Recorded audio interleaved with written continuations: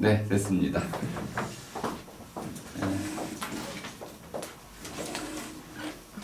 지난 수요일 11월 1일이었죠.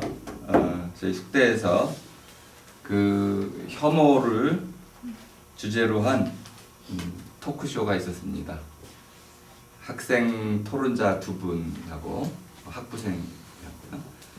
전문가 토론자 두 분, 그다음에 이제 사회자 한 분 모시고, 청중이 많이 오셨어요. 150분 정도 학생들이 오시고 해서 재미있는, 이상하네. 혐오에 관한 재미있는 이야기꽃, 제가 이제 토크쇼를 이야기꽃이라고 하는데요. 이야기꽃을 피웠고, 무엇보다도 우리 학생들이 질문이 참 많았습니다. 우리 유튜브에 또 영상을 올려놨으니까 한번 살펴보시면 될 테고요. 자, 오늘은 그 혐오 표현 2장을 좀 하겠습니다. 이게 빨리 나가기 힘들더라고요. 논란거리들이 좀 있고 그러다 보니까 2장도 그 논의할 게 좀 있고, 오늘 여기에서 가장 중요한 내용은 혐오 표현이라는 것을 우리가 좀 그 정치적인 표현의 자유, 그러니까 표현의 자유라고 말할 수 있는 법적인 권리하고 혐오 표현을 금지할 수 있는 법적 입법이 충돌을 일으키는데 어떤 점에서 이 충돌이 있는지 이걸 좀 제가 1시간 정도 이야기해 보고요. 선생님들과 함께 이야기라고 할까, 토론을 좀 질의응답을 좀 받도록 하겠습니다. 미국이 유럽이나 또는 일본 또 다른 선진국에 비해서 그 표현의 자유를 아주 광범위하게 인정하는 그런 국가입니다. 근데 처음부터 그러지는 않았어요. 그럼 이제 언제 미국이 이 정치적 표현의 자유를 가장 극단적으로 인정하게 됐는지, 이런 얘기를 좀 하게 됩니다. 32쪽에 보면 1798년, 여기 연도가 좀 중요한 면이 있습니다.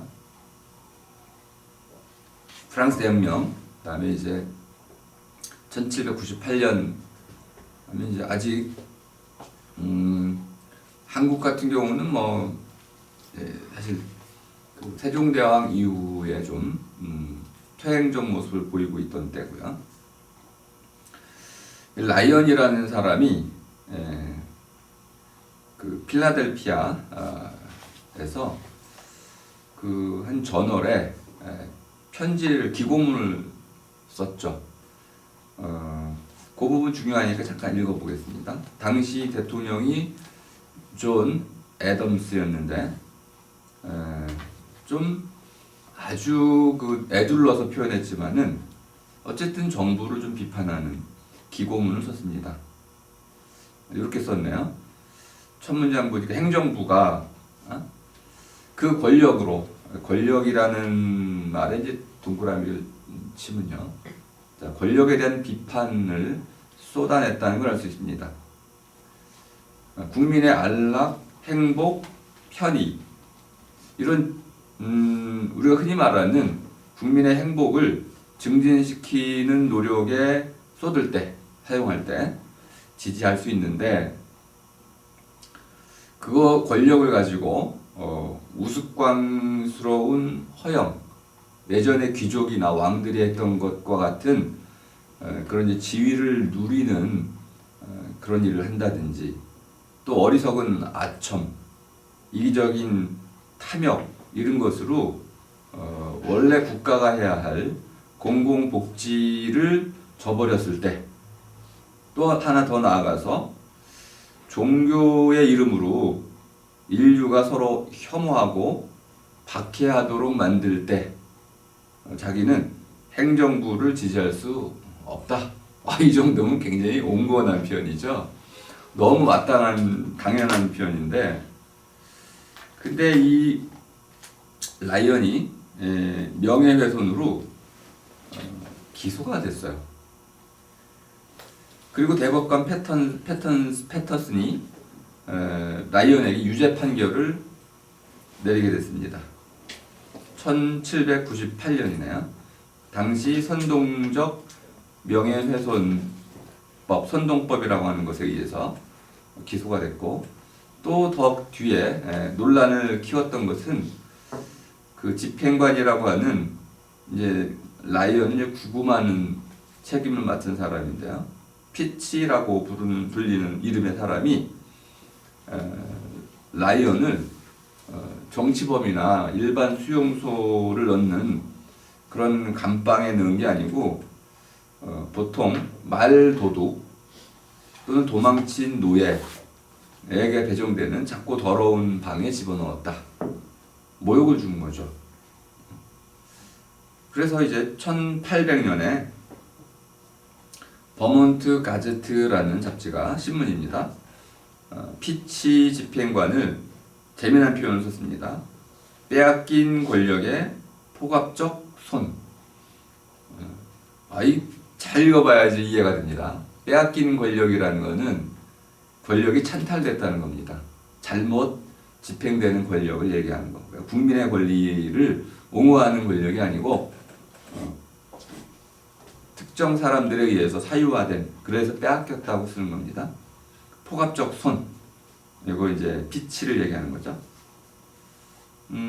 뭐 등등. 그런데 이렇게 다시 비판을 하자 이 가제트의 편집인인 하스웰 또한 같은 죄목으로 기소가 돼서 $200의 벌금, 그 다음에 2개월의 징역형을 받았다는 거죠. 오늘날에 뭐 이건 정말 정권이 몰락할 수도 있는 탄압이라고도 볼 수 있는데요. 1798년에는 그렇지 않았다는 것이 핵심입니다. 35쪽에 가서 맨 위에 보니까 이 정도가 아니고 이제 조지 워싱턴은 도둑이자 배반자라고 비난을 받았답니다.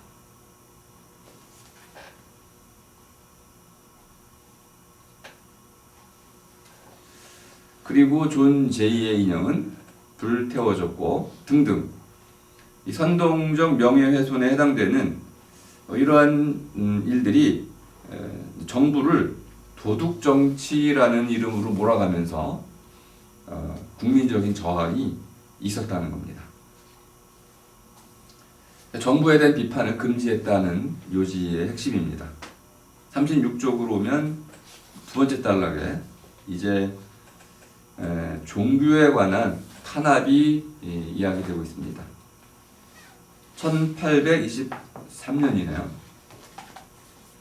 그 당시 얘기죠. 1800년도 전후 어떤 사람이라고 쓴 거 보니까 이름을 밝히기가 좀 어려웠었나 봅니다. 보스턴 조사관이라는 잡지에 신의 존재를 부정하고, 그러면 니체도 고발을 당했어야 되겠네요. 다음에 죽음의 최후성을 주장하고, 죽으면 모든 게 끝난다는 뜻이죠. 그러니까 부활 이런 건 없다는 겁니다. 또 예수 그리스도에 관한 모든 이야기는 프로메테우스 신의 이야기와 마찬가지로 신화다. 이렇게 글을 썼더니 6일 동안 구금이 됐다는 겁니다. 오늘날 한국은 어떤가요? 이런 글을 신문에, 경향신문 이런 데 냈다면 아마 기독교계로부터 문매를 맞겠죠. 하지만 그렇다고 해서 법적인 처벌을 받지는 않습니다. 이게 이제 표현의 자유라는 말로 우리가 알고 있는 거죠. 1824년 이제 그 재판의 회부가 됐을 때 판사가 이렇게 얘기했다고 인용해주고 있습니다. 그리스도교란 언제나 펜실베니아 보통법의 일부였고 지금도 그렇다.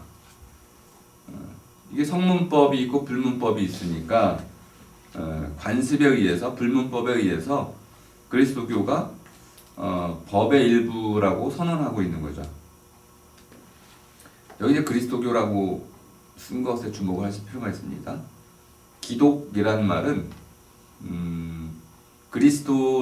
그리스도스를 중국식으로 그냥 음차 소리 빌어서 적은 겁니다. 우리가 그걸 지금 기독교라고 쓸 필요가 없고요. 그리스도라고 정확히 쓸 수 있기 때문에 이것이 올바른 표현입니다. 그리스도교. 불란서가 뭡니까? 프랑스죠. 독일이 뭡니까? 도이칠란트이거나 저머니가 되겠죠. 아니 우린 정확히 발음을 적을 수 있는데 옛날 발음을 잘 몰랐거나 잘 적지 못했던 사람들이 잘못 적은 거를 굳이 따라 적을 필요는 없겠죠. 그런데 이렇게 한번 물어볼 수 있습니다. 이슬람교는 실제로 이슬람 사회에서는 법의 자격을 갖고 있습니다. 그거하고 그리스도교는 그러면 법의 자격을 갖고 있지 않나요? 이게 서양 전통의 핵심이었잖아요. 관용, 똘레랑스라고 하는 것은 왕권과 교황권을 분리한 겁니다. 세속 정치는 왕이 다스린다. 신정, 저세계, 종교에 관한 것, 성스러움의 영역은 성의 영역, 이것은 교황이 맡는다 해서 정치와 종교를 분리했습니다. 그러니까 서양의 위대함이 거기에 있는 거죠. 정치와 종교를 분리함으로써 정치를 모든 사람이, 모든 국민이 평등하게 참여할 수 있는 이런 민주적인, 데모크라시, 민중적인 체제로 바꿀 수 있게 된 거죠. 오늘날 우리가 이렇게 자유롭고 평등한 정치 세계를 갖게 된 이유가 그겁니다. 종교가 분류되지 않으면 종교는 히에라키, 하이라키라고 말하는 위계적 질서를 갖고 있습니다. 최고신, 유일신, 맨 위에 신이 한 분 계시고 그 신의 대리자, 또 그 밑에 교회라고 할 수 있는 그런 질서에 의해서 하나의 위계적인 질서가 만들어지게 됩니다. 평등이 사라지게 되는 거죠. 그럼 데모크라시는 구현이 되기 어렵습니다. 그런데 이제 37쪽으로 오니까요. 두 번째 단락 선동법은 1801년에 폐지되었군요. 그러면 누가 이렇게 좀 박복한 사람이 되나요? 라이언이 참 박복한 사람이네. 이런 일이 종종 있습니다. 한 사람이 희생을 당해서 사회적인 논란이 되면 나중에 그 법이 없어지는 경우가 있죠. 그리고 그 37종 마지막 단락에 보니까요. 이런 우여곡절을 거쳐서 루이스, 여기 이제 그 우리 여기 월드론이라는 저자가 대결을 벌이고 있는 카운터파터의 그 저자가 루이스입니다. 루이스하고는 이제 좀 학문적으로 좀 반대 진영에 있는 사람이죠. 루이스는 표현의 자유를 최대한 옹호하려고 하고요. 월드론은 혐오 표현을 금지하는 이런 쪽의 입법을 미국에서 추진하는 좀 반대 입장에 있는 사람입니다. 루이스에 따르면 대법원이 표현의 자유를 헌법으로 보장하기 시작한 때는 1931년이다. 요거밖에 안 됐군요. 표현의 자유라는 거는 이런 오랜 기간의 투쟁을 거쳐서 쟁취한 거였군요. 그러니까 혐오 표현이라는 것이 비록 차별과 여러 가지 해악을 낳을지라도 표현의 자유를 포기하기는 쉽지가 않을 이런 역사를 갖고 있다는 겁니다. 39쪽에 오면 첫 번째 단락, 그리스도교에 대한 공격을 기소하는 것은 정치적 표현의 기소보다 훨씬 더 빨리 사라졌다. 한번 질문을 잠깐 드려보겠습니다. 누군가 이렇게 얘기했다고 합시다. 그리스도는 화구다, 가짜다. 그럼 이 말은 우리가 진위를 정확히 과학적으로 판단할 수는 없습니다. 성경에는 분명히 그리스도의 실제가 이야기되고 있고 또 역사적으로도 그리스도의 실제를 증명하는 그러한 사료들이 꽤 있습니다. 그럼에도 불구하고 이 표현 자체 그리스도는 허구다라는 말이 진짜 거짓말인지 아닌지를 지금 판단하기 되게 어렵습니다. 요거는 이제 언어 문제가 하나 있는 건데요. 그리스도는 걔 이름일 수도 있는 거야. 그러니까 그리스도가 누군지는 명확히 정해져 있지 않은 문장이죠. 그 허구다. 근데 허구다의 내용도 지금 빠져 있습니다. 뭐가 허구라는 거예요? 이거 자체로는 이게 혐오 표현인지 아닌지도 규정할 수 없고 그 거짓말인지 아닌지도 우리가 확인이 안 됩니다. 다만 이제 이 말을 좀 더 보완해서 그리스도를 메시아로 믿는 사람들은 거짓말을 믿는 것이다. 이렇게 얘기를 한다면 자 이제 조금 논란의 소지가 생깁니다.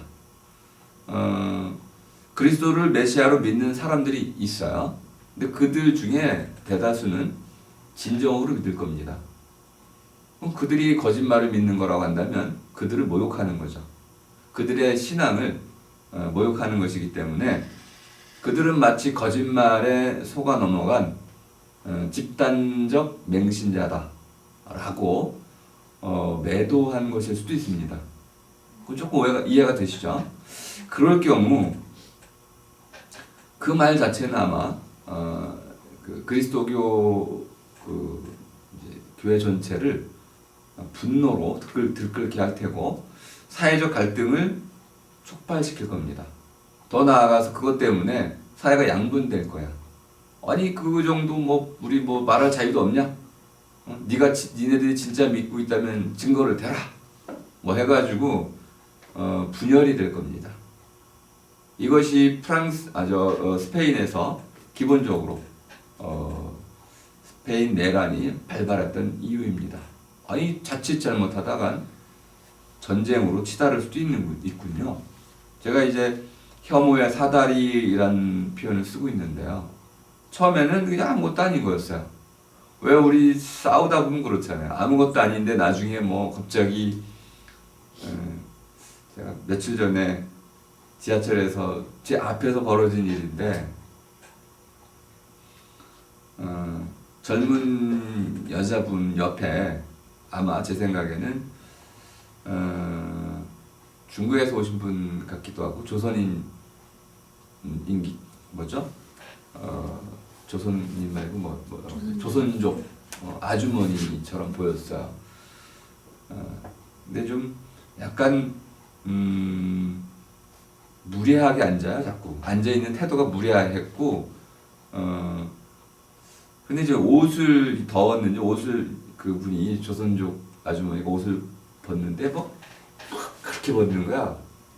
그러니까 옆에 앉아있던 한국의 그 꽃다운 여인이랑 데뷔를 위해서 여인이라고 합시다. 이렇게 앉아있다가 툭 치니까 이렇게 했다가 왔다 하면다가 기분이 나빴던 거죠.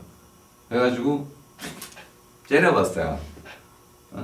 그러니까 이분은 이 조선족 아주머니는 아마 평소에도 한국인들의 그 째려보는 눈빛을 많이 당했을 겁니다. 모욕을 당했을 것 같아요. 그것 때문에 발끈했어요. 그리고 약간 조선족 특유의 그 말투가 나왔습니다. 이 에미나이가 막 이러나? 나 옷을 봤는데 와 그러나? 이렇게 싸가지게 뭐 이런 식의 이제 이게 에스컬레이트 이제 사다리 첫 계단 올라간 거야 이제는. 그랬더니 한국인 여자분도 질 수가 없는 거죠. 아니 왜 사람을 치고 그러냐 얘가. 옷을 벗으면 조용히 벗으시지. 그리고 이렇게 이제 이어폰 끼고 있는데 그거를 팍 하다가 킥 해가지고 손이 걸려가지고 이어폰이 빠졌어요. 그럼 사과를 해야 되는 건 조선족 아주머니겠죠. 째려본 건 째려본 거고 어쨌든 이게 서로 간에 이제 자리를 둘러싼 일종의 이제 기싸움이 벌어졌던 건데 그 뒤는 금방 수술이 이해가 되시죠, 그죠? 탁탁 하다가 이제 이게 이제 그러니 얼른 제가 이제 나서서 말렸는데 여자분들이니까 어디 말리기도 쉽지 않고 일단은 이제 갈라놓고 두 분이 그래서 분이 안 풀렸죠. 아마 놔뒀으면 둘이 진짜 싸웠을 겁니다. 이런 거야. 그러니까 하나의 말이 씨앗이 돼가 불씨가 돼서 타오르기 시작하면은 실제로 사회적인 분열이 극화되면 전쟁까지 이어지게 되는 겁니다. 그렇다면 이러한 혐오의 사다리가 보인다면 그런 말들을 우리가 금지시켜야 되는 게 좋지 않을까요? 전쟁을 막아야겠죠. 지나고 나면 내가 왜 싸웠지 이럴 때가 많잖아요. 그러면 이제 혐오 문제와 관련해 가지고 혐오가 무슨 뜻인지는 제가 두 번의 이 책 읽기 시작할 때 자세히 유튜브에 설명을 해놨습니다. 혐오의 세 가지 뜻이 있는데 꺼리다, 싫어하다, 미워하다, 이거 사다리네요, 이것도요. 그럼 이제 말에도 할 말이 있고 참아야 할 말이 있고 해서는 안 되는 말이 있고 하고 나선 바로 사과해야 하는 말이 있고 말에도 이 높낮이가 있다는 걸 알 수 있습니다. 하지만 오늘 제가 주로 말씀드릴 내용인데 혐오 표현 자체가 문제인가요? 아니 참으면 되지 뭐. 말 정도에 참을 수 있잖아요. 그리고 우리가 이제 그런 말 많이 듣잖아요. 모욕적인 말. 그런 모욕적인 말을 들었을 때 어떻게 대응해야 될지에 대해서는 또 도덕적 문제가 있는 겁니다. 피할 수도 있는 것이고요. 또 대응을 잘할 수도 있는데 결국 마지막에 문제가 되는 건 혐오 표현이 아니고 혐오 폭력입니다. 폭력으로 이어지면 그거는 법적인 문제가 됩니다. 그런데 지금 이 책에서 주로 다루고자 하는 문제는 혐오 표현 자체가 혐오 폭력으로 이어지기 때문에 혐오 표현 자체도 금지해야 된다는 거예요. 경계가 있죠, 지금. 방금 제가 예를 들었던 거. 그리스도교를 믿는 사람들은 다 맹신자다. 이렇게 얘기했을 경우 혐오 표현이라고 할 수 있습니다. 비하 표현이라고 할 수 있는데 이 표현 자체를 우리가 금지해야 할 근거가 있는가? 이것이 사실 이 책의 주제입니다. 언뜻 보기 아주 쉬워 보이는데요. 구체적인 사례로 들어가 보면 아주 어렵습니다. 그 다음 단락, 39쪽 다음 단락 보니까 자, 종교적 표현은 쉽게 이제 관용을 택했습니다. 누가 종교적인 표현을 하더라도 맹신자라고 몰아붙여도 관용해야 된다. 이렇게 미국 사회는 종교에 대한 관용을 법으로 허용하게 된 거죠. 반면에 정치적 표현은 종교보다는 좀 나중에 이제 허용이 됐는데요. 1798년엔 분명히 허용이 안 됐습니다. 그러다가 이제 1930년대 와서는 허용이 됐는데 그때 여성의 정치 참여권도 참정권도 인정이 됩니다. 정치적으로 평등권 또는 정치적 참여가 좀 성숙해진 단계군요. 이걸 한번 아주 단순히 표현해 보겠습니다. 저는 이제 악의 문제에 관한 연구를 하고 있는데요. 악을 저는 이제 몹쓸이라고 하고 있습니다. 몹쓸짓, 몹쓸이, 몹쓸말, 몹쓸놈, 몹쓸병, 이렇게. 그러면 혐오 표현은 몹쓸말이라고 할 수 있겠네요. 몹쓴다라는 것은 무너뜨린다는 겁니다. 남을 무너뜨리고 부수고 그의 삶을 허물어뜨리는 것, 그의 자존심, 그의 존엄 이런 것들을 무너뜨리는 것, 이것이 몹쓸이죠.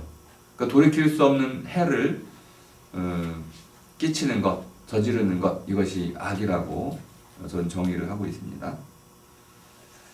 그런데 아기와 이제 아빠를 한번 떠올려 볼게요. 4살짜리 아기하고 아빠하고. 4살짜리 아기가 이건 아주 극단적인 사례로 만든 겁니다. 과자를 안 사준다고 아빠를 때려요. 주먹으로 막 때립니다. 그냥 일상적 표현을 하겠습니다. 폭력을 행사한 거야. 그게 악이 될까요? 만일 이제 그 아기의 자리에 건장한 20대 청년을 놓으면 분명히 폭력이 되는 겁니다. 근데 아기를 놓으면 폭력이 될까요? 폭력이 안 되겠죠. 왜 안 될까요? 그 아기는 그 아빠에게 돌이킬 수 없는 해를 끼칠 수가 없어요. 그냥 귀여운 거죠. 근데 어느 정도 되면은 이게 악이라고 할 수 있을까요? 7살? 7살 정도도 봐줄만 합니다. 근데 12살, 10살 되면요, 중학생만 되면요, 그거는 폭력이 될 겁니다. 만약 그 자리에 아빠가 아니고 여중생을 놨다면은 큰일이 났을 겁니다.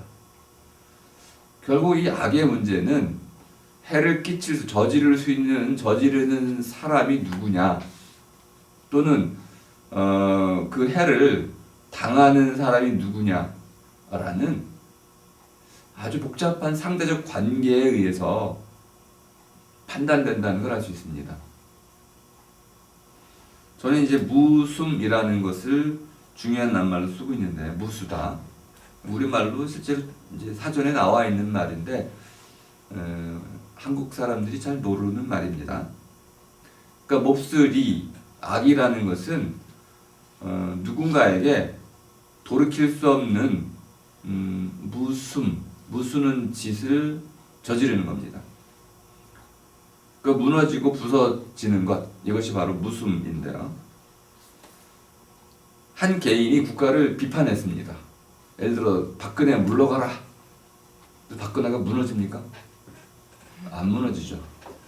그리고 그 한마디에 박근혜가 무너진다고 하면은 그거는 그 사람 때문에 무너지는 건 아닐 겁니다. 박근혜의 어떤 부정부패 때문에 무너지는 거겠죠. 그래서 국가를 상대로 개인이 비판하는 것에 대해서는 우리가 적극적으로 인정해야 될 것 같습니다. 힘의 논리죠, 그죠? 그러니까 국가는 개인, 국민들의 비판에 대해서 보호받을 필요가 없다는 거야. 반대로 국가는 너무나 강력해서 한 국가의 정치인이 개인을 공격하면 개인은 치명적인 피해를 입을 수가 있죠. 그래서 국가는 반대로 표현에 상당한 제약을 입어야 됩니다. 40쪽으로 오니까 두 번째 단락에 중간 부분에 이렇게 나와 있네요. 경계해야 할 점이라고 되어 있습니다. 조직화된 강력한 정부의 권력은 국민에 의해서 철저히 비판받아야 마땅하다는 입장이고요. 우리가 해야 할 점은, 경계해야 할 점은 권력의 남용을 막아야 한다는 거죠. 그래서 정부가 반대 의견을 억누르고 비판을 피하고 정부의 불법이 폭로되는 것을 방해하기 위해서 표현의 자유를 억누르는 것을 금지해야 된다. 그래서 이제 표현의 자유는 적극적으로 보장되어야 한다. 이것이 이제 미국 사회의 결론이었습니다. 뭐 여기까지 우리가 충분히 동의할 수 있습니다. 42쪽으로 가겠습니다. 구체적 사례 하나가 나오게 되는데요. 1952년 이제 표현의 자유가 적극적으로 옹호된 뒤에 혐오 표현 문제가 발생했습니다. 자, 정의가 나오니까 이건 읽어보겠습니다. 42쪽 두 번째 단락 두 번째 문장. 혐오 표현은 소수자 집단의 구성원을, 자, 소수자라는데 동그라미 좀 쳐놓으셔야 되고요. 심각하게, 심각이라는 것은 이제 해악, 제가 얘기한 이제 몹쓸이, 돌이킬 수 없는 무슴을 불러일으키는 일, 이렇게 심각입니다. 심각하게 경멸, 증오, 비방하는 표현의 공표와 관련되어 있다. 여기 중요한 것은 공표라는 말입니다. 공표하지 않으면은 문제가 안 된다는 입장을 깔고 있는 겁니다. 뭐 나중에 경멸, 증오, 비방은 나중에 뭐 설명이 다시 될 테고요. 자, 1952년 사례를 보겠습니다. 보아르네라는 사람이 그 시카고 골목에다가 전단을 배포했습니다. 한번 읽어보겠습니다. 백인 인종들이 잡종이 되지 않도록 보호해야 한다. 아프리카계 미국인들이 있는데 이들이 백인과 잡종을 낳는다는 거예요. 인종 차별을 한 거죠. 백인들이 흑인들의 강간, 강도, 총기, 칼, 마리화나에 의해 위협받지 않도록 보호해야 한다.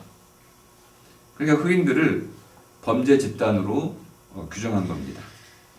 그리고 보호를 해야 한다 했기 때문에 보호를 하기 위해서는 흑인들을 백인들이 사는 곳으로부터 추방해야 된다는 이런 메시지를 담고 있습니다. 그래서 고발을 당했는데 대법관 프랭크 프루터가 이렇게 이제 이 범죄적이고 형사적인 명예훼손에 해당된다. 그래서 표현의 자유에 해당되지 않는다. 그래서 실형을 선고하게 됩니다. $200의 벌금형 이것을 이제 부과를 했다는 겁니다. 두 번째 사례가 나옵니다. 요 보아르네 사건은 뒤에 67쪽에 아주 자세하게 다시 다뤄져 있습니다. 여기서 간단히 언급만 하고 넘어가겠습니다. 두 번째 사례는 설리번 사건인데요. 1964년입니다. 요거는 이제 그 1952년에 보아르네는 흑인 집단에 대해서 혐오했던 것이고요. 자, 이제 64년에 설리반 사건은 뭐냐면 설리반이라는 사람이 공무원인데 이 공무원이 좀 아주 강하게 비판을 받게 됐습니다. 타임즈에 이 공무원이 인종차별주의자다 이런 식의 비판을 받았습니다. 그런데 이거를 이제 설리번이 이게 악의적인 공격이다, 혐오 표현이다 했는데 법원이 이것을 이제 혐의가 없다, 인정할 수 없다 해가지고 무죄 판결을 내렸습니다. 그 이후로 이렇게 들었는데요. 아주 한국에서는 조금 납득하기 힘들지만 43쪽 첫 번째 단락 중간 좀 아랫부분. 자, 대법원은 정부와 공직자에게 행해지는 격렬하고 신랄하고 때로는 불쾌할 정도로 모진 공격을 받아들여야 된다. 공무원은 뭐 우리 이제 부시 막 그냥 그 만평 같은 거 보셨잖아요. 이런 거 다 허용해야 된다는 겁니다. 공무원에 나갈 사람은 두꺼운 얼굴을 가져야 된다라고도 말을 했습니다.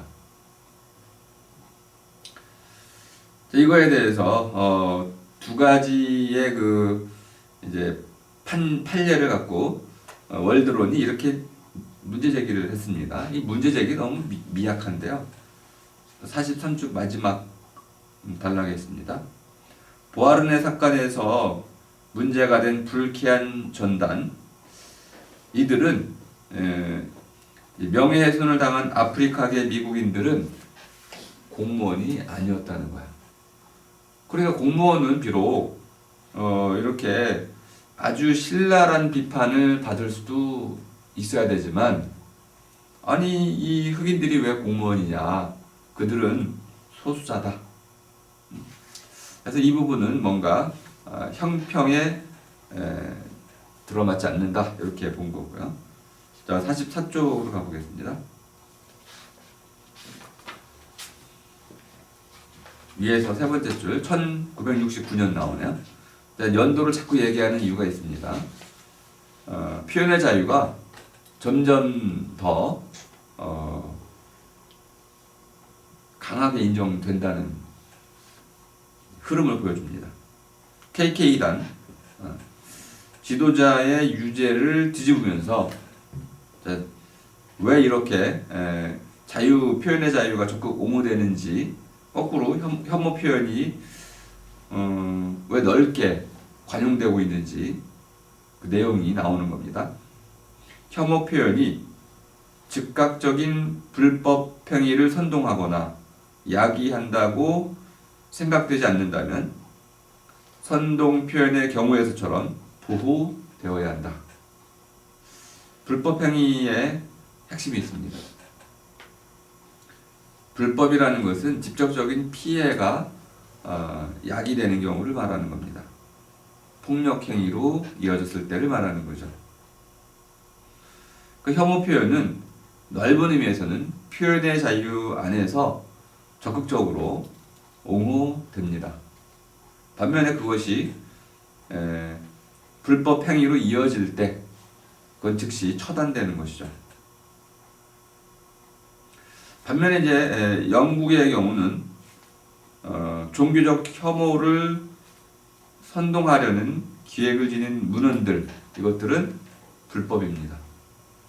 독일은 나치의 그 만장 십자가 아시죠, 그죠? 네, 그 불교와 비슷한, 또 나치의 상징을 내보이는 행위도 범죄이고요. 홀로코스트를 부정하는 사람도 범법자로 구속이 됩니다.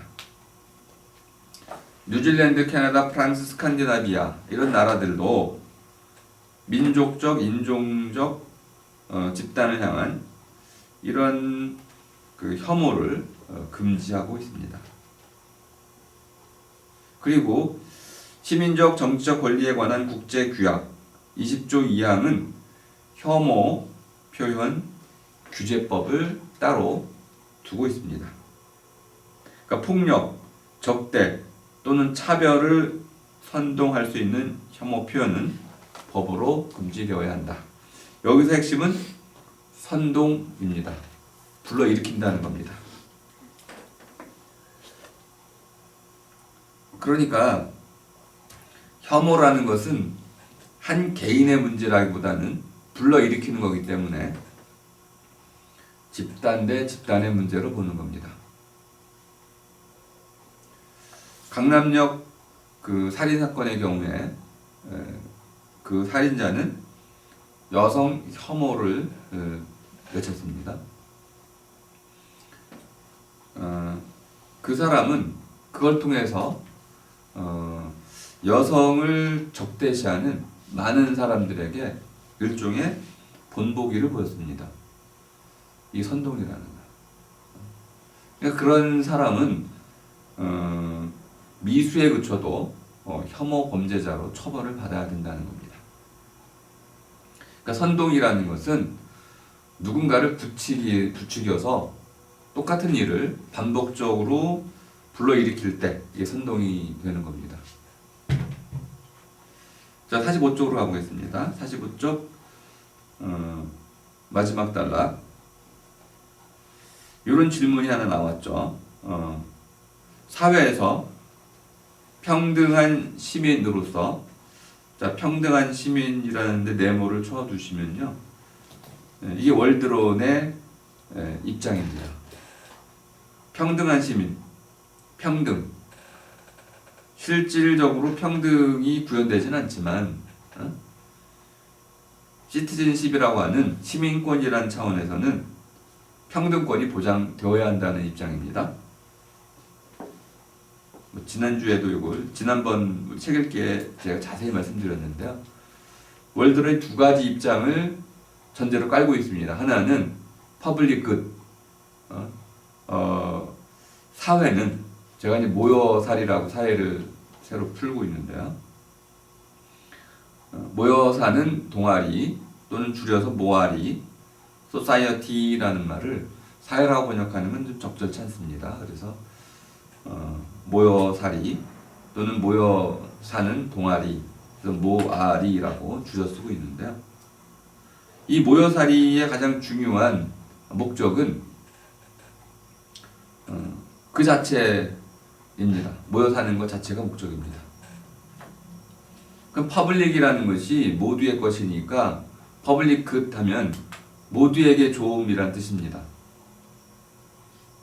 그럼 우리가 한 사회 속에서 모여 산다면은 그 모여살이를 규제하는 모든 행동, 모든 법은 기본적으로 모두에게 좋은 것이어야 한다.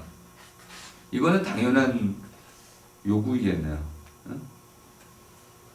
물론 이 모두에게 좋은 것이라는 것을 어떤 사람, 힘 있는 강자가 나타나서 깨트릴 수가 있습니다. 뭐 얼마든지 예상이 되죠. 평화로운 한 장소에 악당이 나타나면, 권총을 든 사람이 나타나면 갑자기 그 사람의 명령을 다 들어야 되죠. 복종해야 되잖아요. 평등이 깨지는 겁니다. 자, 모여살이의 핵심이 모두에게 좋은 삶을 살기 위한 것이니까 요건 이미 홉스가 리바이어던에서 다 증명을 한 내용이기도 합니다. 왜 우리가 정부를 구성하냐면, 정부, 법이 없다면은 모든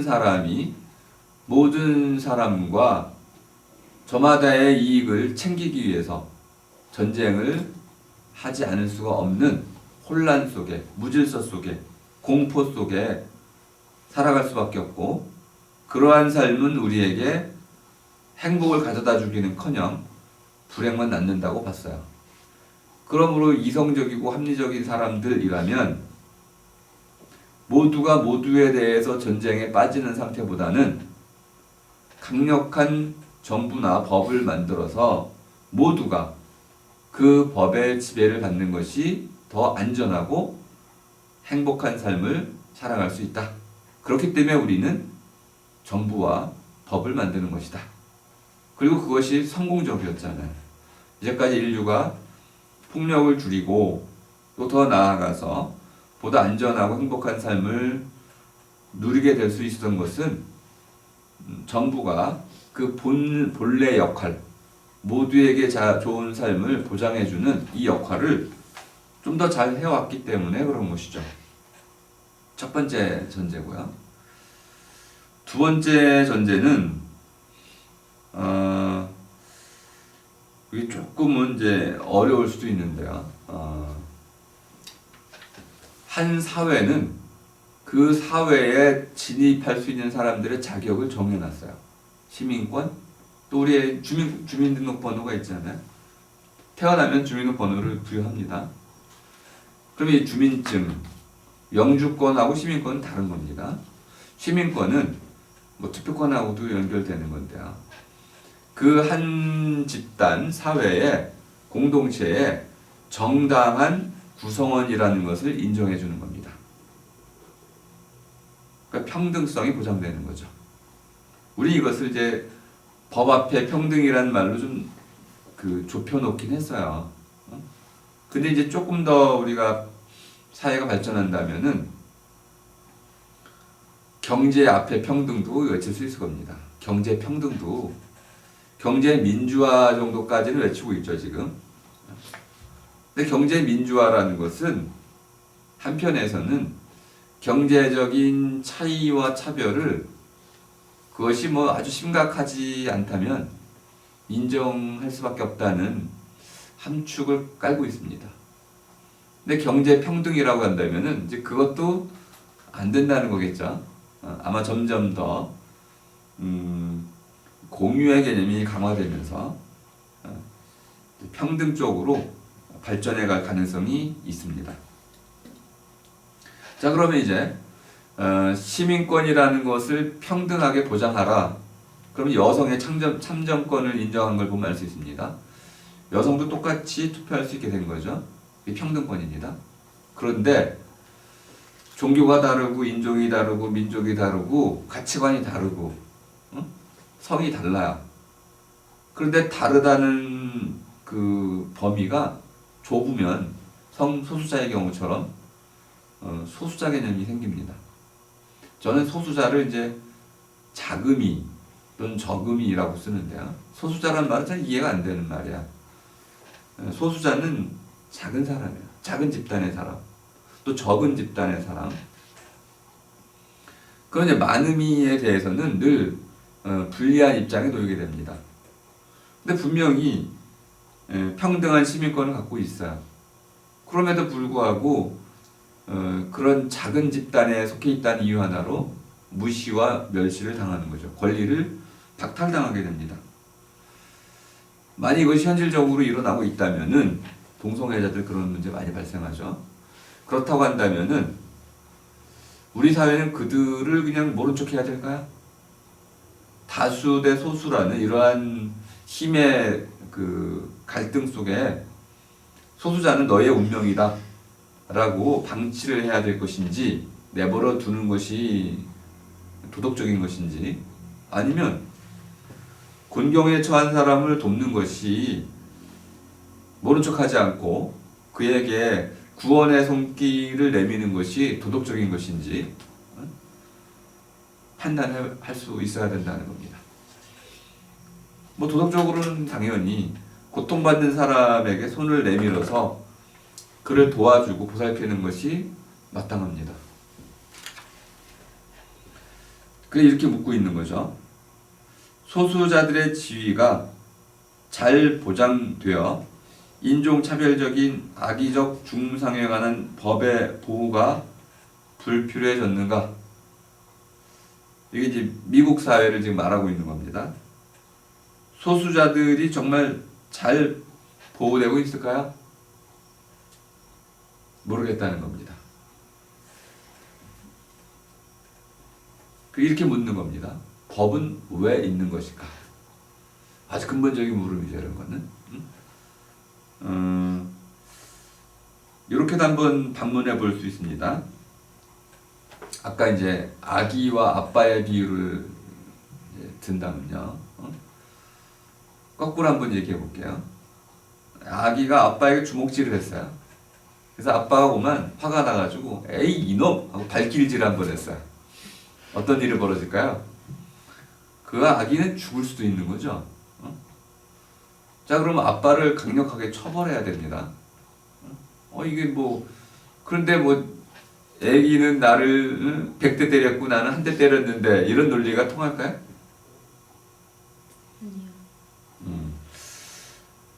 이 산술적으로는 그 아빠가 정당할 수 있습니다. 하지만 관계적으로 보면 그 아빠는 매정한 아빠일 뿐만 아니라 폭력 아빠입니다. 그 아기는 폭력 악이라는 규정을 당하지는 않을 겁니다. 떼쓰는 악이라는 정도는 그 소리 듣겠죠.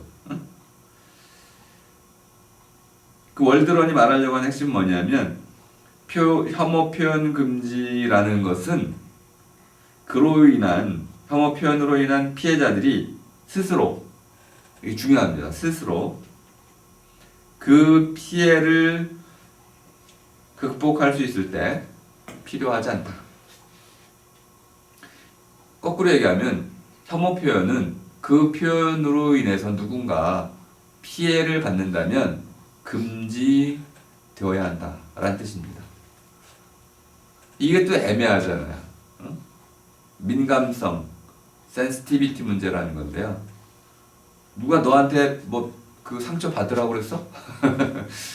이렇게 얘기하면은 누군 뭐 상처 받고 싶어서 받니?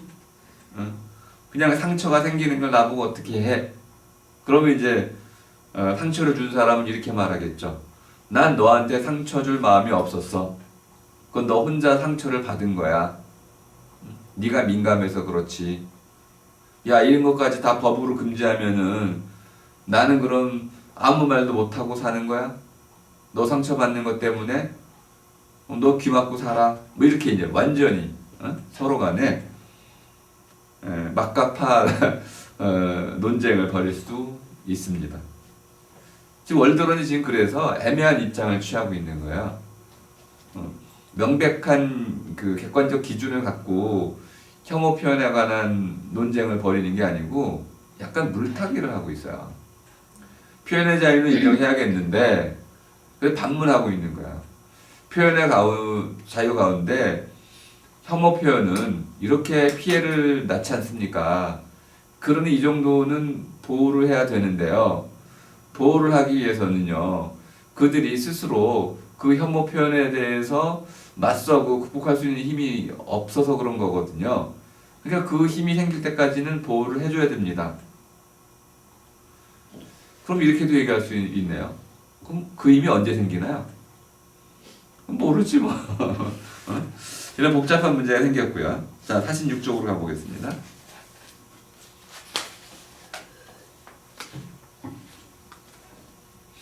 자, 이것도 이제 중요한 논쟁의 틀이니까 한번 잘 표시를 해두시면 좋겠네요. 두 번째 줄. 동료 시민들로부터의 존중이라고 한번 모욕받지 않을 권리죠. 이러한 존중에 대한 의무는 법이 관여해서는 안 되고 순전히 도덕적인, 사적인 믿음의 문제인가 아닌가를 물었습니다. 이것도 물음 형태로 물었어요. 이거 자신의 견해가 확정되어 있지 않기 때문에 그렇습니다. 이런 물음은 지금 이 책 전체의 흐름상 차원이 다른 겁니다. 구분을 좀 잘 하셔야 되는데요. 자, 혐오 표현 금지는 그 표현이 누군가에게 부당한 피해를 일으킬 때 당연히 금지되어야 합니다. 그 피해라는 거, 제가 아까 무숨이라고 하는 그것이 증명되면 혐오 표현은 법적으로 제재될 수 있습니다. 그런데 누군가를 존중하지 않고 누군가의 존엄을 인정하지 않았다고 해가지고 그 상대를 모욕한 사람을 무조건 벌할 수는 없어요. 물론 이제 모욕 금지법이라는 것이 있습니다. 모욕하면은 뭐 과태료 같은 거 물잖아요. 그런데 이렇게 얘기할 수 있는 거죠. 상대에게 당신 나를 존중해야 돼. 그런 법이 있나요? 상대를 존중하라는 법이 있어요? 우리 그런 법은 없잖아요. 무시하지 말라는 법은 있어도 존중하라는 법은 없습니다. 왜? 존중, 존경 이런 것들은 강요할 수 있는 게 아닙니다. 너 나 사랑해야 돼. 사랑 이런 거는 강요할 수 있는 게 아니야. 그거는 자발적인 영역입니다. 스스로 마음에서 우러났을 때 하는 거잖아요. 그러면 존중이 강요됐을 때는 그건 존중이 아닌 거예요. 그러니까 이걸 법이 강요, 강제, 공권력에 근거한 법이 존중을 강요할 수 없다는 건 너무나 당연한 겁니다. 이런 물음으로 묻는 거는 잘못된 거죠. 이 부분이 예를 들어 이렇게 한번 물어보겠습니다. 태극기 뭐 무슨 모욕죄 이런 게 있잖아요. 대통령을 비방하는 죄도 있습니다. 비방할 수 없나요? 그럼 대통령을 존중하지 않는 사람은 모두 범법자인가요?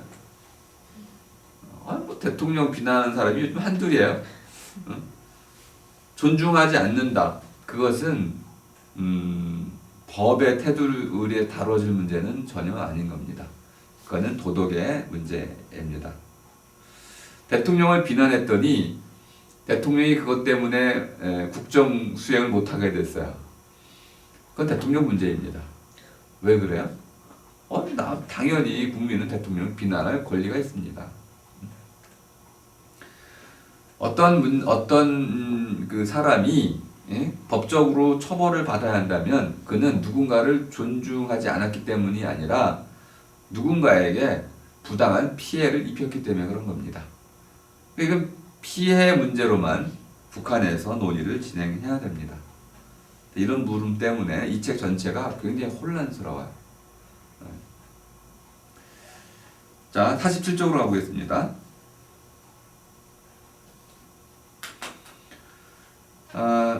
존중이라는 말과 연결되어 있는 부분인데요. 자, 두 번째 단락. 미국의 수정헌법 1조 자유에 관한 이야기, 표현의 자유를 아주 적극적으로 인정하는 이 표현의 자유의 문제는 네 줄 내려가면 정부가 표현의 자유와 언론의 자유를 방해하지 않도록 해야 하는 이유다 이렇게 썼는데요. 정부가 강력하면 강력할수록 우리는 거꾸로 정부에 대한 비판의 자유를 폭넓게 인정해야 된다는 겁니다. 한번 거꾸로 물어볼까요? 독재 정권은 정부에 대한 비판을 거의 허용하지 않습니다. 왜 그럴까요? 독재 정권은 그러면 강력한 정부가 아닌가요?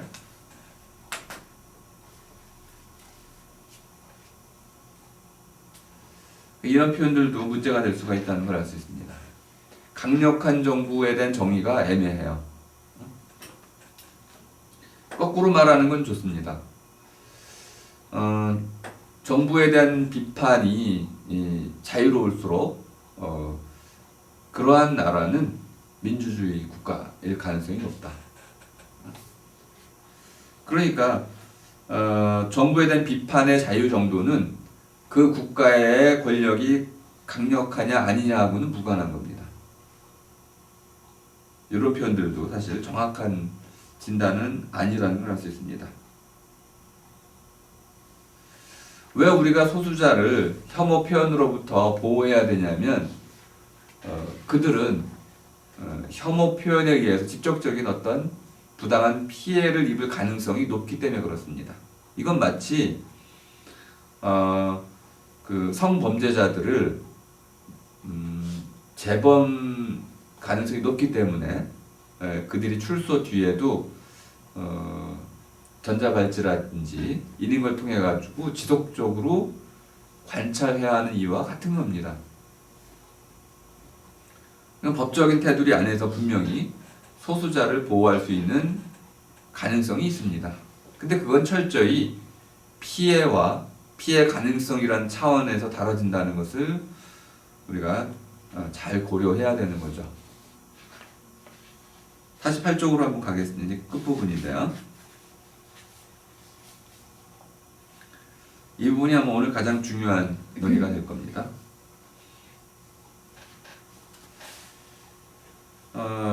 밑에 두 번째 단락, 이제 루이스, 월드론의 반대자이죠. 루이스는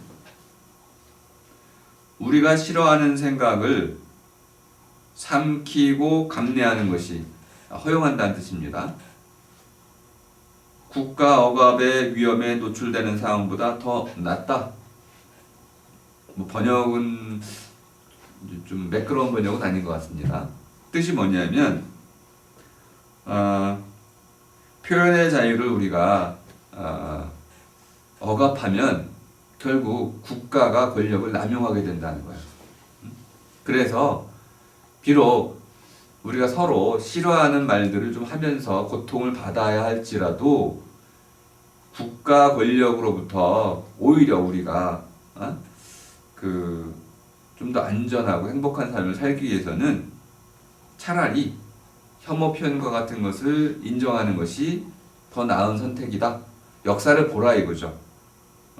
그동안 우리가 표현의 자유를 쟁취하기 위해서 걸어온 길을 보면 분명히 우리는 표현의 자유를 위해서 혐오 표현과 같은 것도 어느 정도는 감내해야 되는 것 같다.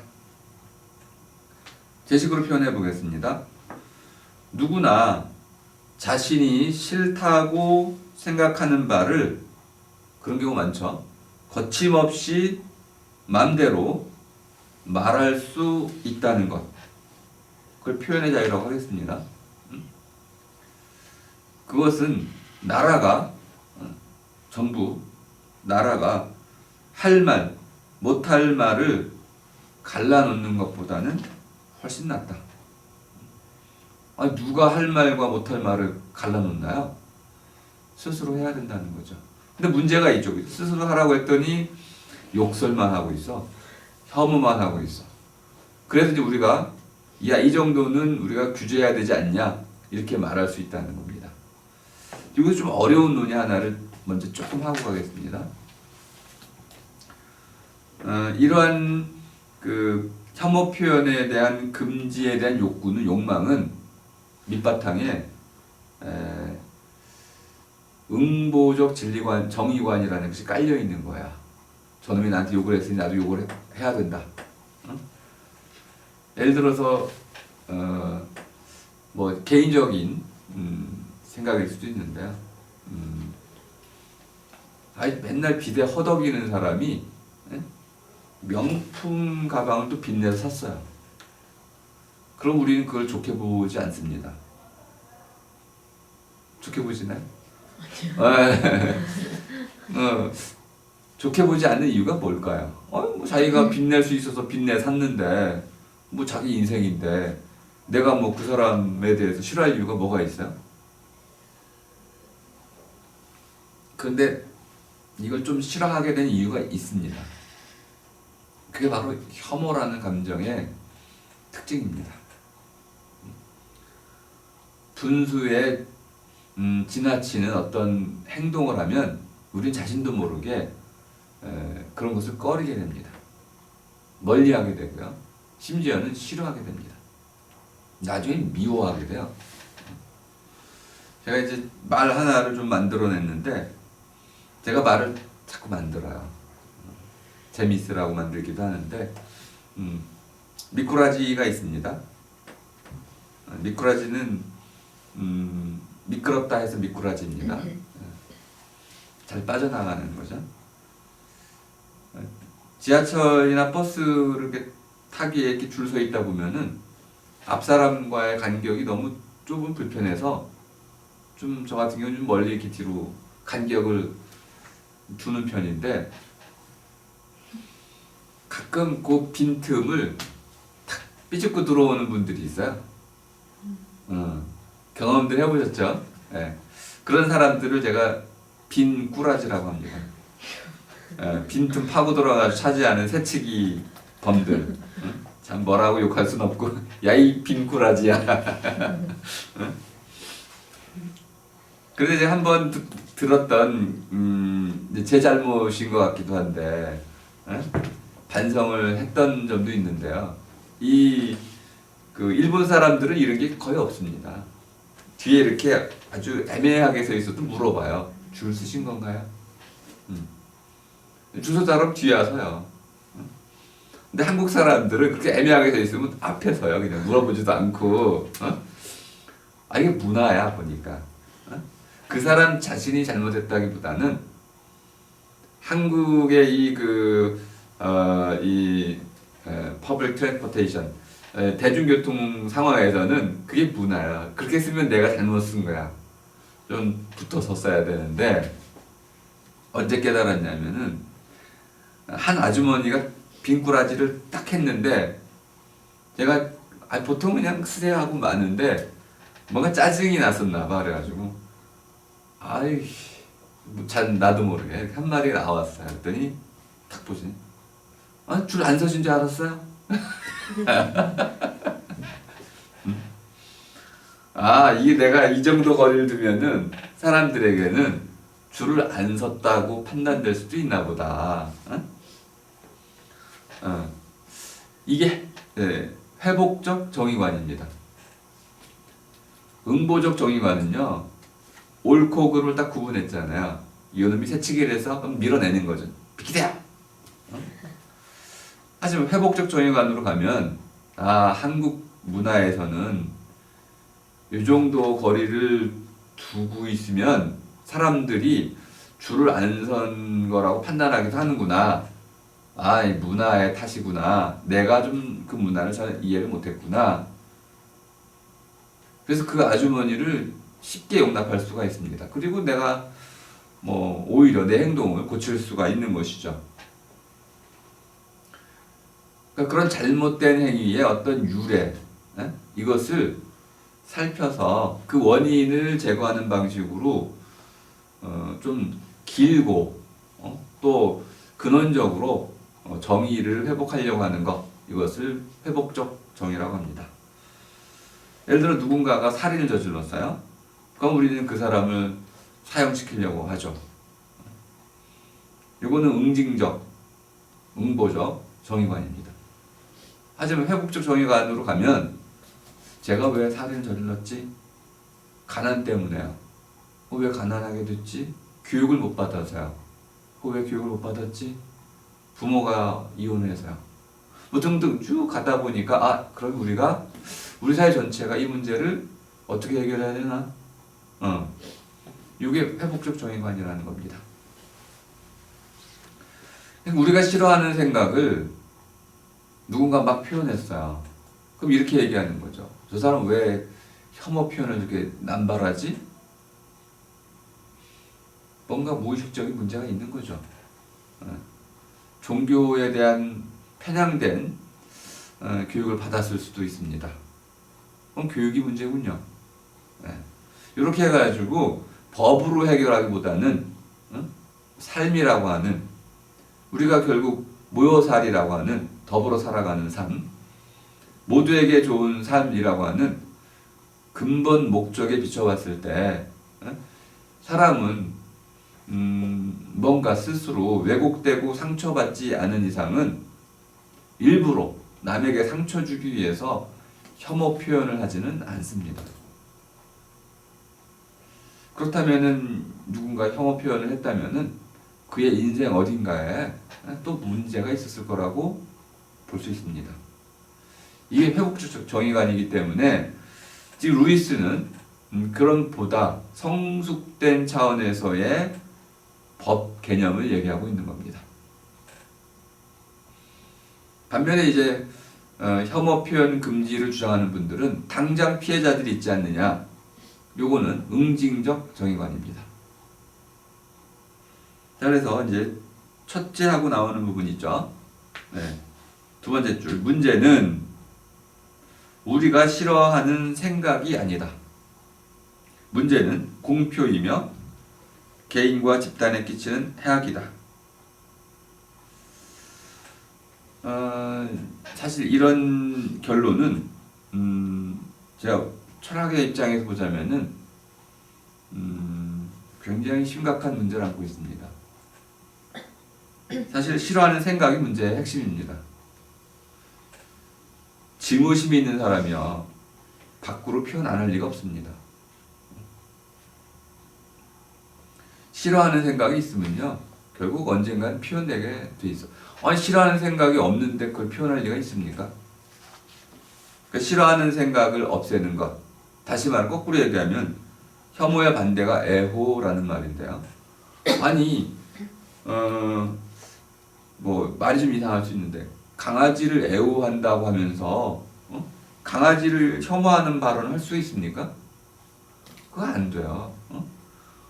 아니, 내가 딸을 사랑한다고 하면서 딸을 혐오하는 발언을 할 수가 있나요? 그런 일은 불가능합니다. 사랑하는 사람이 있을 때 그를 혐오하거나 멸시하거나 증오하는 이런 표현을 할 수 없습니다. 반대죠. 거꾸로가 됩니다. 사랑하는 표현하고 싶고, 누군가 그를 혐오한다면 막아주고 싶고, 이런 게 바로 사랑의 감정이기 때문에 싫어하는 생각이 문제가 아니라면 도대체 뭐가 문제가 됩니까? 싫어하는 생각 자체, 이 마음이 가장 큰 문제인 것이죠.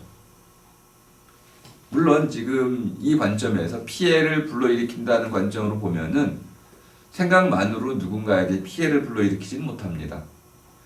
그래서 우리가 사회적인 차원에서, 법의 차원에서는 생각을 처벌할 수는 없어요. 하지만 철학의 관점에서는 바로 이 생각이 더 큰 문제를 낳는다, 이렇게 볼 수 있습니다. 두 번째로 보니까 자 49쪽 둘째 문제는 단지 우리가 싫어하는 생각에 대한 관용을 쭉쭉쭉 해가지고 관용을 배워야 하겠지만, 그죠?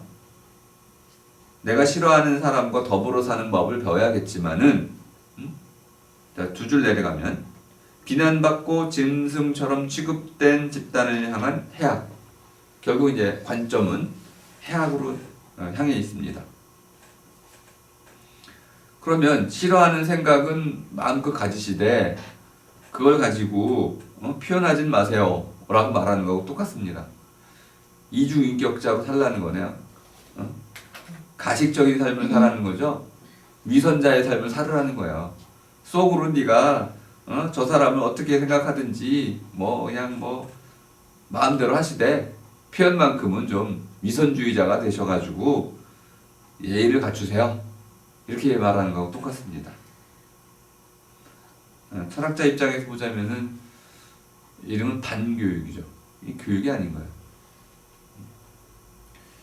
이제 한번 이렇게 제 논의를 간단히 정리하고 끝맺겠습니다. 어떤 사람이 다른 누군가를 못살게 굴었다면 괴롭히는 거죠. 거기에 다 이유가 있습니다. 누군가 다른 사람을 혐오하는 말을 했다면 혐오, 꺼리거나 난 네가 가까이 오는 게 싫어, 난 널 미워해, 네가 이 세계에서 사라졌으면 좋겠어 등등 장난으로 할 수도 있고요. 근데 지금은 심각한 공포를 느끼게 하는 정도로 말했다고 칩시다. 괴롭히는 말이라고 칩시다. 그럼 이런 말을 하는 데는 다 이유가 있겠죠. 거꾸로 이제 쉽게 생각하면은 여성 혐오를 하는 남자들에 대해서 여성들이 그 남성을 혐오합니다. 그러면 이 둘의 혐오는 동질이 아니야, 등질이 아니야, 질이 같지가 않습니다. 그런데 그들이 그 서로를 혐오한다는 혐오라는 관점에서 보면 똑같은 거야. 어떤 남자가 여성을 혐오한다. 이유가 있습니다. 있을 거예요. 그거하고 그 여성을 혐오한다고 말한 사람을 여성들이 혐오하는데도 역시 이유가 있습니다. 그러면 둘 다 어떤 이유가 있냐면 근본적으로는 나는 너와 달라 라는 것이 있습니다. 그런데 여성이 남성을 혐오할 때는 여성과 남성은 같아 라는 것을 주장하는 겁니다. 왜 같은데 자꾸 다르다고 그래? 그 여성 혐오하는 남자는 야 다른데 왜 자꾸 같다고 그래? 이렇게 자리 싸움이라고도 할 수 있습니다. 그러니까 처음에 제가 말씀드렸던 것처럼 모여살이라는 것이 핵심입니다. 너하고는 같이 살 수 없어. 그럼 이혼하는 거죠. 혐오라는 그 밑바탕에는 인간의 감정이 깔려 있는 거예요. 이성적인 문제만 있는 것은 아니고 권력이라든지 또는 권리의 문제만 있는 것이 아니고 사람의 본성 가운데 하나인 감정의 문제가 깔려 있는 겁니다. 누군가를 싫어하는 것은 아주 자연스러울 수 있어요. 미워하는 것도 그렇습니다. 그럼 우리가 이걸 인정하고 나면 그 다음에 하는 것은 수위죠. 수위, 정도. 미워하는데 어느 정도 미워해야 돼요? 죽일 정도로 미워해요. 그런 말 많이 하잖아요. 죽일 만큼 미워한다. 그러면 실제로 죽이면 문제가 되는 거죠. 그 미움이라는 것이 이러한 모든 악행의 원인이 될 수도 있는 것이고요. 우리 혐오 범죄가 문제가 되는 것은 예를 들어 A라 X라는 사람이 있자. X가 싫어. 근데 이 사람 친구도 싫어 그래서. 근데 이 사람의 친구도 봤더니 X 인종이야. 그래서 X 인종 전체가 싫어. 이렇게 되는 그 혐오의 사다리가 생겨나는 거예요. 그러면 인종 전체를 내가 살아가는 이 모아리에서 내쫓고 싶어 해. 근데 일반인은 그럴 수가 없습니다. 힘이 없어서. 근데 히틀러가 되면, 권력을 가지게 되면 어느 순간 갑자기 추방시켜요. 지금 미얀마에서 로히앙족을 테러리스트로 규정하고 아웅산 수치가 그들을 추방시키는 과정에서 어린아이와 여성들을 학살하고 있습니다. 심지어 여성들을 강간하고 있죠. 이건 청소하고 있는 거야. 민족을 청소하고 있는 겁니다. 인종 청소는 그렇게 하는 겁니다. 미래의 씨앗을 없애고 여성에게 새로운 씨를 뿌려서 그 종족을 없애버리는, 말살시키는 거죠. 이게 바로 혐오에 의해서 이루어지는 죄악입니다. 그러니까 이렇게 우리가 감정을 제대로 다스리지 못하면은 재앙이 닥친다는 것을 알 수 있습니다. 그러면 단순히 이걸 법의 문제로만 다룰 수는 없죠. 어느 순간 군중 사회, 군중이 출현하잖아요. 제가 군중을 무리라는 말로 쓰고 있는데 갑자기 무리가 생겨나면요. 이들은 법을 무시합니다. 법을 무시한다는 것은 폭도가 된다는 거야. 법이 이렇게 중요하지도 않습니다. 그럴 때는. 그러면 이제 학문에서 보자면은 법으로 이제 뭐 혐오, 차별 이런 것들을 금지하는 법을 만드는 것도 중요하지만은 보다 더 중요한 거는 함께 사는 것. 모여살이라고 말하는 공동체 의식이 더 중요한 거고요. 공동체 의식이 이제는 다원주의 시대가 됐잖아요. 세계화가 되면서 전 세계가 뭐 이렇게 서로 개방되고 노동시장까지도 서로 유연하게 왔다 갔다 하는 다문화 시대가 된 거죠. 그럼 이런 시대를 맞이해서 우리도 이것을 개방해야 되는 거죠. 그런데 바로 이 격차가 벌어져요. 다문화 시대가 이미 도래했는데 사람들은 이 싫은 거예요. 그러니까 우리 그 모여 살던 곳에 누가 소수자가 들어오면 갑자기 우리가 그들을 배척하게 됩니다. 이게 혐오죠. 이건 근본적으로 모여살이의 어떤 태도에 관련된 문제다. 좀 더 근본적인 입장을 같이 고려하면서 법의 문제를 따져야지 피해 문제만 가지고는 이런 문제를 해결할 수는 없고요. 그래서 아까 회복적 정의관이라고 말하는 보다 근본적인 논의의 장이 함께 마련되어야 한다. 네, 뭐 제 책을 이렇게 끝내고요. 질문이나 뭐 토론 있으면 좀 해주시죠.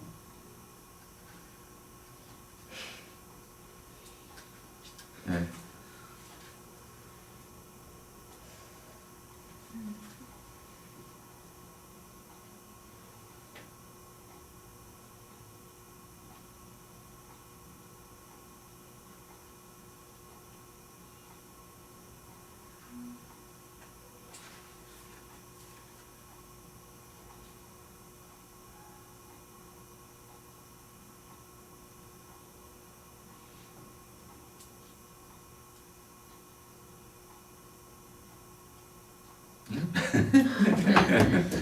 예.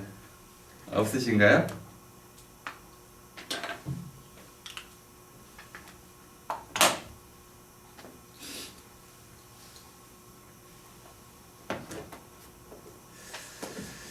혐오라는 현상이 비아냥 이런 것도 혐오가 될 수도 있을 것 같아요. 비아냥거리는 거.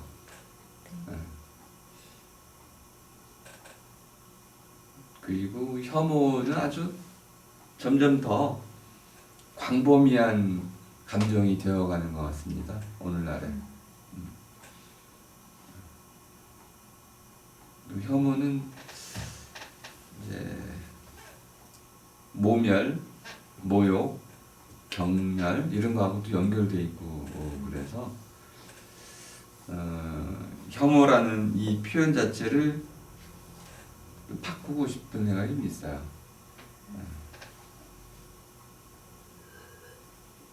증오는 어떤 점에서는 아주 자연스러운 감정으로 이해가 됩니다. 증오해 그러면은 야, 참 원한이 사무쳤구나.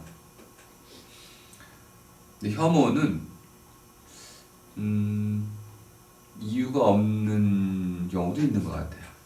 이유 없이 그냥 싫은 경우죠. 혐오는.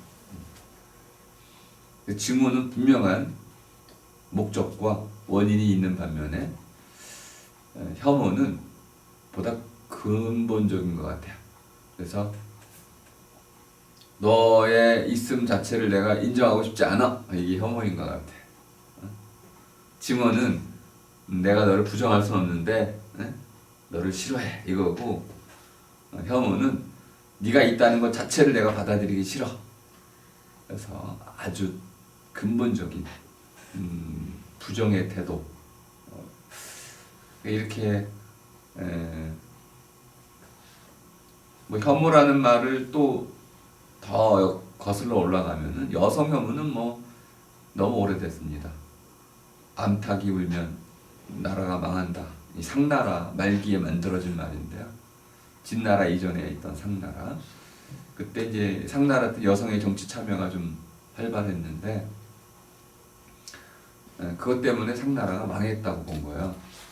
그래서 그 뒤에 이제 진나라는 여성의 정치 참여를 철저히 금했습니다. 그런데 이 왜 닭을 비유를 썼냐면 닭은 아시아에서는 해를 불러오는 그런 동물입니다. 어둠을 이기고 해를 불러오는, 그래서 세상에 밝음을 가져다주고 또 밝은 뒤에는 생명의 탄생이 이루어진 과정으로 이 세계를 설명했어요. 태초에 어둠이 있었고 그 어둠 속에서 닭이 울음을 울고 닭의 울음에 의해서 해가 떠오르고 밝은 세상이 생겨나고 거기서 먼저 여자가 만들어지고 남자가 생겨나고 남녀 결합을 통해서 결혼을 통해서 아이가 생겨나고 곧바로 전쟁이 일어나요. 이렇게 인생의 이제 긴 과정을 쭉 설명을 하죠. 마지막 장면은 이제 흰 산으로 올라가는 것으로 끝이 나게 됩니다. 근데 해를 불러오던 닭은 원래 수탉이었는데 암탉이 우는 바람에 밝은 세상이 와야 되는데 혼돈이 왔다는 거예요. 그런 이제 신화적인 이야기를 밑에 깔고 있습니다. 이런 것들을 세상에 퍼뜨리면 여성이 불길하다, 또는 여성은 재앙을 불러온다, 이러한 혐오적 표현으로 이제 자리를 잡게 되는 거죠. 뭐 이거 우리 한국 사회와 관련 조금 다른 얘기를 좀 해보면, 저도 이제 그런 말을 많이 들었는데요. 빨갱이. 아니 뭐 좌파, 진보만 해도 좀 괜찮은 표현이죠. 그죠? 진보. 좌파 그러면 조금 왠지 좀 공산주의 이런 느낌을 갖고 있어서 아니 뭐 듣기에 따라서는 부정적으로 들리기도 하는데 빨갱이는 이건 나쁘다는 쪽이 강한 겁니다. 심지어 어떤 분은 뻘갱이라고도 그래가지고 근데 이 빨갱이는 이제 잔인하다, 나쁘다 이런 속설들을 우리가 갖고 있는데요. 또 만들어진 거죠. 그러면 파랭이는 어떻습니까? 초랭이는 어떻고요? 아니 뭐 이게 뭐 빨갱이만 있어요? 뭐 노랭이는 이 수많은 말들을 만들 수가 있는데 괜히 빨갱이 하나만 가지고 그렇게 난리를 치는지. 예? 우리 한때는 그런 말도 했어요. 빨갱이는 좋은 것이다. 파랭이도 좋다. 이게 이제 카운터 스피치라는 건데요. 맞서야 할 말이 필요해. 그러니까 혐오 표현이 있으면요, 혐오에 맞설 수 있는 말들이 있는데 만들어져야 되는데 그거를 똑같은 방식으로 만들면 야 나가라 그러면 너나 나가라 그러면은 그걸 미러링이라고 그러죠. 거울말. 반사하는 거야, 그죠? 그 사람이 한 말을 그대로 반사해 주는 거죠. 결국 싸우자는 거네, 이거는. 한번 붙어볼래? 이렇게 얘기하는 거고요. 우리 이렇게 무겁고 해결이 어려운 문제일수록 유머가 좀 필요한 것 같습니다. 판을 깨지 않는 지혜로움이 좀 요구가 되고 미러링보다 좀 더 한 차원 높은 그런 말들이 좀 만들어졌으면 좋겠다. 그런 말을 만들기 쉽지는 않습니다. 혐오 표현이라는 것이 우리에게는 없애야 할 아주 부정적인 주제처럼 보이는데요. 이거를 대체할 만한 새로운 말을 좀 만들면 어떨까? 이런 생각도 좀 듭니다. 그래서 이 안에 꺼리는 거는 뭐 법으로 규제할 필요가 없잖아요. 또 싫은 것도 법으로 규제할 수가 없잖아요. 미운 것도 법으로 규제할 수는 없습니다. 그럼 뭐를 규제할 수 있냐면은 잘 들어보면은 혐오스러운 짓 그거를 규제할 수는 있어요. 혐오스러운 짓 혐오 자체를 규정할 수는 없잖아요. 혐오스러운 짓 그게 뭐가 있을까요? 아주 잔인한 살인, 잔인한 폭행, 집단 폭행. 우리 뭐 대구에 뭐 있었던 그런 청소년 폭행들 있잖아요. 이런 것들은 자기들끼리 벌어진 일이지만 잘 보면은 청소년 또래 집단 안에 있었던 그런 복수, 보복, 자기들끼리의 이런 혐오, 저런 애는 뭐 이렇게 대우를 해야 돼 라는 하나의 판단이 깔려 있는 거거든요. 그런 혐오스러운 짓에 대해서 우리는 강력히 처벌을 해야겠죠. 그 무엇이 혐오스러운 짓인지를 우리가 혐오 표현 자체가 문제가 되는 게 아니고 혐오스러운 짓이 문제가 되는 것이죠. 이런 좀 세밀한 부분을 해가면서 실제로 우리가 법적으로 금지해야 할 부분이 무엇인지를 옥석을 좀 가려내듯이 잘 가려내는 신중함이 좀 필요한 때가 아닌가. 그냥 혐오 표현을 금지해야 된다 이렇게 하는 것은 인간의 본성을 크게 좀 그르치는 잘못된 접근이라고 보고요. 그 중에 어떤 것이 정말 문제가 되는 악행인지를 잘 구분을 해야 된다.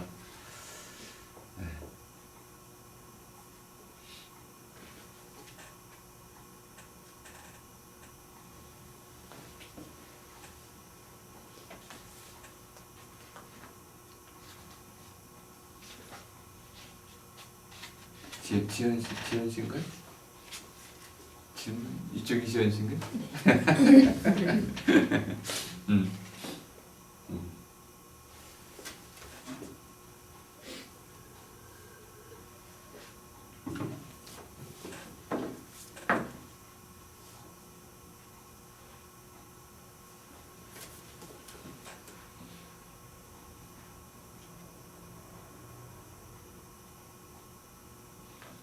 그럼 뭐 오늘 제 강의 들어본 소감이 어떠신가요? 책 읽기를 이런 식으로 좀 하는데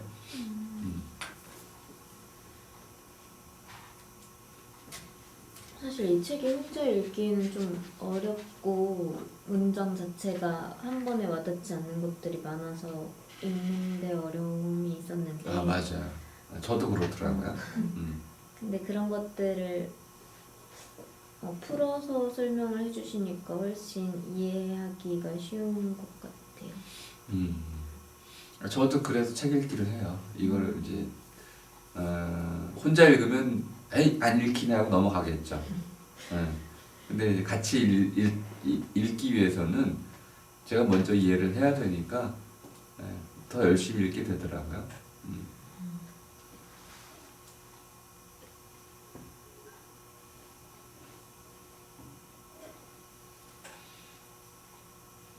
근데 이제 문제를 발견하는 것이 책 읽기에 아주 중요한 것 같아요. 전문 그 글쓴이들도 문제를 자꾸 이렇게 섞이게만 쓰는 경우가 있어요. 문제가 이렇게 섞이면은 읽는 사람들도 상당히 따라가기 힘듭니다.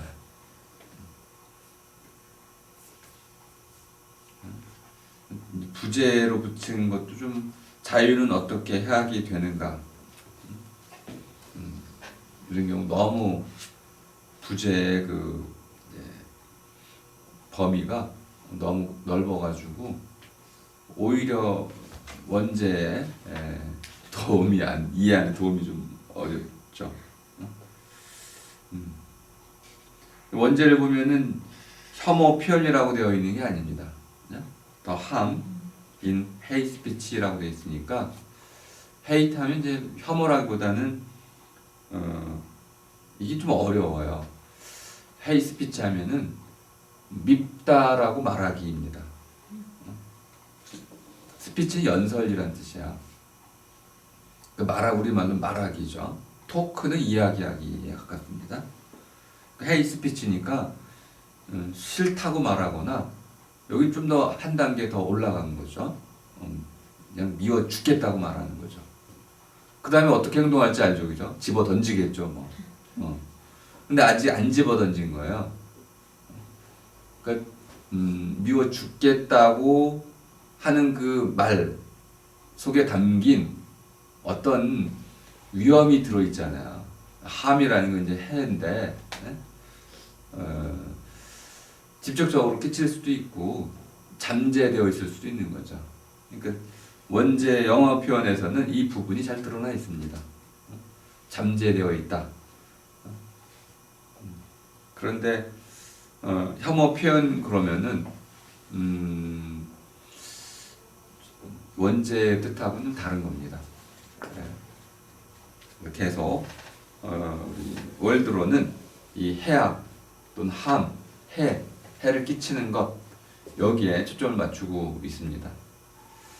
그러다가 가끔씩 이제 갑자기 뭐 존엄이니 존경이니 이런 말 하면서 도덕과 섞어요. 그리고 미국적 상황이기 때문에 미국은 지금 표현의 자유를 가장 적극적으로 인정해주는 사회이기 때문에 혐오 표현에 대해서는 상당히 수세에 밀려있는 입장이죠. 그러다 보니까 자꾸 도덕에 의지하는 전략을 이제 쓰고 있는 건데요. 그러다 보니까 읽는 사람들 입장에서는 이게 법의 얘기를 하고 있는 건지 도덕의 얘기를 하고 있는 건지 좀 헷갈릴 수가 있습니다. 그래서 정확히 그 문제의 차원을 법적 차원과 도덕의 차원으로 잘 구분해 가시면서 읽으시면은 크게 어렵지는 않을 거라고 봅니다. 진짜로 어려운 부분은 이제 4장 이런 부분인데요. 의외의 그 서술을 보여주고 있죠. 혐오의 외양인데 번역이 외양이라고 돼서 그렇습니다. appearance라는 것은 리얼리티의 반대로 이해하시면 되겠어요. 그러니까 리얼리티라는 게 있는데 증명이 안 돼요. 사람의 몸이 있는데 몸에 리얼리티가 있나요? 리얼리티란 말을 또 어떻게 번역하냐 문제인데 일단 리얼리티는 라틴어에서 온 겁니다. 레스. 기본적으로 사물이라는 뜻인데요. 사물이라고 번역을 해서 좀 문제가 됩니다. 왜냐하면 레스는 그냥 우리말로 하면 것이라는 뜻이죠. 것. 먹는 것, 입는 것. 또 산에 가면 소나무가 있죠. 그것도 것입니다. 산에 있는 것. 예. 소나무는 껍질이 있죠. 껍질은 딱딱하죠. 색깔도 갖고 있습니다. 이런 딱딱함, 크기, 색깔 이런 것들은 소나무가 갖고 있는 성질이죠. 이것이 리얼리티예요. 근데 이 소나무의 그 껍질의 딱딱함을 떼어내면 소나무 껍질이 있나요, 없나요? 소나무 껍질에서 그 딱딱함을 떼어낼 수가 없잖아요. 물론 이제 어떤 분은 떼어낼 수 있다고도 봤어요.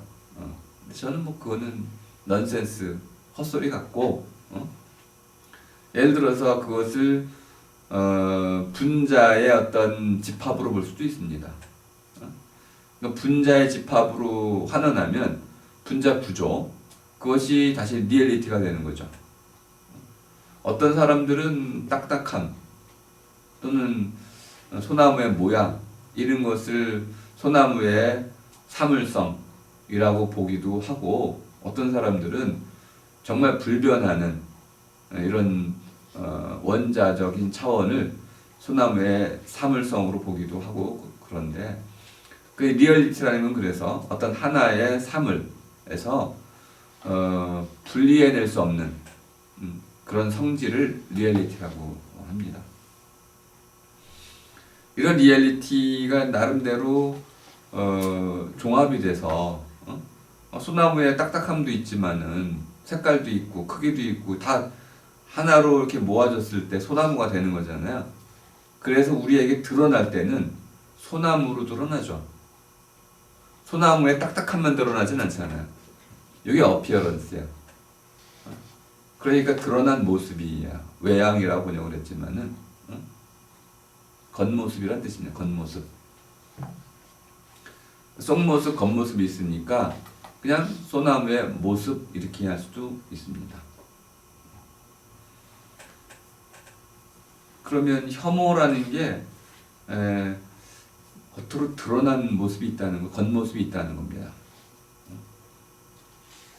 그러면 그 안에 리얼리티도 있다는 거죠. 혐오의 리얼리티. 이렇게 대비를 이루는 말이기 때문에 이런 말을 들을 때는 그런 이제 그런 관계 속에서 이렇게 들어줘야만 논의를 따라갈 수가 있는 거죠. 네, 오늘은 침묵 가운데 책 읽기를 마쳐야 할 것 같습니다. 네.